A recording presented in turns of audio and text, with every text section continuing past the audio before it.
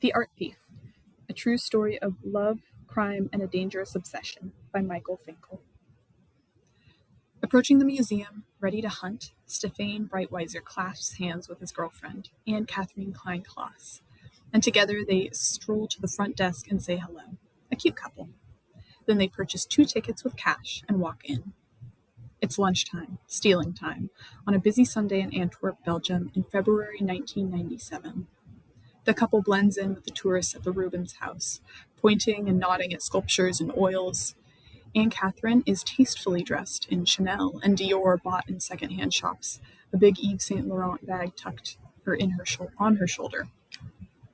Breitweiser wears a button-down shirt tucked into stylish pants, topped by an overcoat that's sized a little roomy, and a Swiss Army knife stashed in a pocket. The Rubens house is an elegant museum on the former residence of Peter Paul Rubens, the great Flemish painter of the 17th century. The couple drifts through the parlor and kitchen and dining room as Breitweiser memorizes the side doors and keeps track of the guards. Several escape routes take shape in his mind. The item they're hunting is sheltered at the rear of the museum, in a ground-floor gallery with a brass chandelier and soaring windows, some now shuttered to protect the works from the midday sun. Here, mounted atop an ornate wooden dresser, is a plexiglass display box fastened to a sturdy base. Sealed inside the box is an ivory sculpture of Adam and Eve. Breitweiser had encountered the piece on a solo scouting trip a few weeks earlier and had fallen under its spell. The 400-year-old carving still radiates the inner glow unique to ivory that feels to him transcendent. After that trip, he could not stop thinking about the sculpture, dreaming of it, so he has returned to the Rubens house with Anne Catherine. All forms of security have a weakness. The flaw with the plexiglass box he had seen on his scouting trip is that the upper part can be separated from the base by removing 2 screws. Tricky screws, sure, difficult to reach at the rear of the box, but just 2. The flaw with security guards is they're human. They get hungry. Most of the day, Breitweiser observed, there's a guard in each gallery watching from a chair, except at lunchtime when the chairs wait empty as the security staff rotates shorthanded to eat, while those who remain on duty shift from sitting to patrol, dipping in and out of rooms at a predictable pace. Tourists are the irritating variables. Even at noon, there are too many of them, lingering. The more popular rooms in the museum display paintings by Rubens himself, but these pieces are too large to safely steal, or too somberly religious for Breitweiser's taste. The gallery with Adam and Eve features items Rubens collected during his lifetime, including marble busts of Roman philosophers, a terracotta sculpture of Hercules, and a scattering of Dutch and Italian oil paintings. The ivory itself, by the German carver George Patel, was likely received by Rubens as a gift. As the tourists circle, Breitweiser positions himself in front of an oil painting and assumes an art-gazing stance. Hands on hips or arms crossed or chin cupped. His repertoire includes more than a dozen poses, all meant to connote serene contemplation, even while his heart is revving with excitement and fear.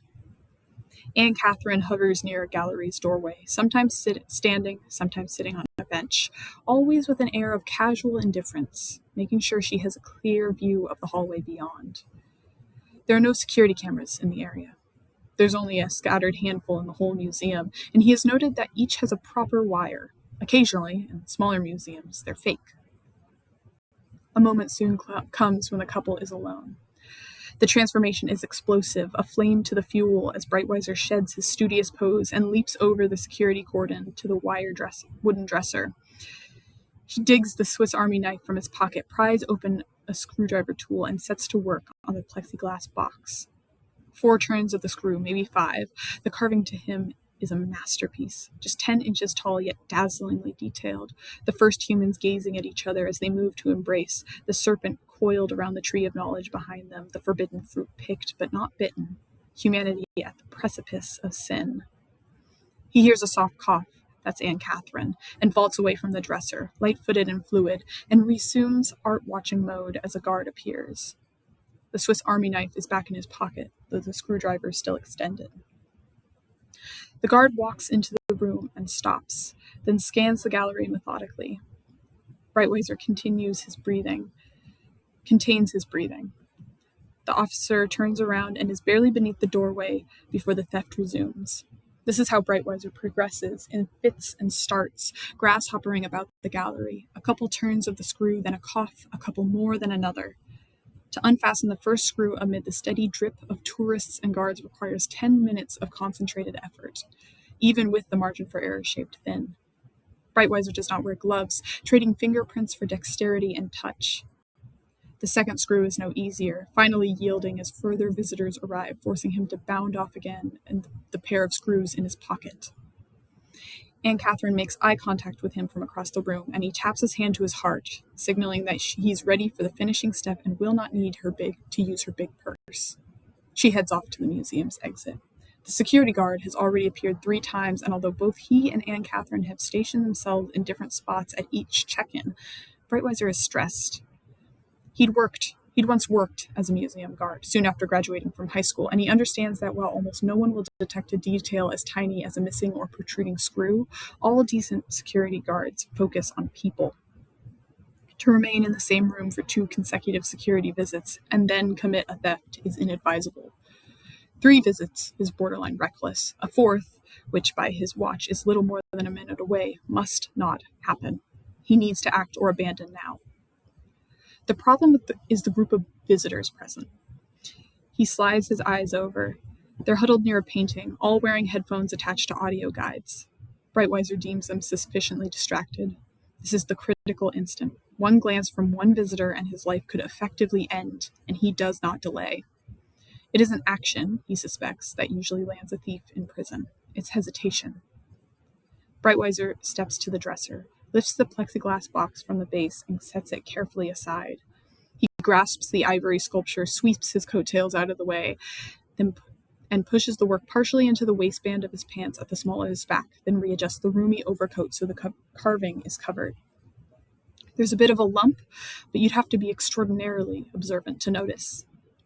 He leaves the plexiglass box to the side. He does not want to waste precious seconds replacing it, and strides off, moving with calculation but no obvious haste. He understands that such a conspicuous theft will swiftly be spotted, triggering an emergency response. The police will arrive, the museum could be locked down, all visitors search. Still, he does not run. Running is for pickpockets and purse thieves. He eases outside the gallery and slinks through a nearby door he'd scouted, one reserved for employees, yet neither locked nor alarmed, and emerges in the museum's central courtyard. He glides over the pale stones and along a vine-covered wall, the sculpture knocking at his back until he reaches another door and pops through, returning inside the museum close to the main entrance. He continues past the front desk and on to the city streets of Antwerp.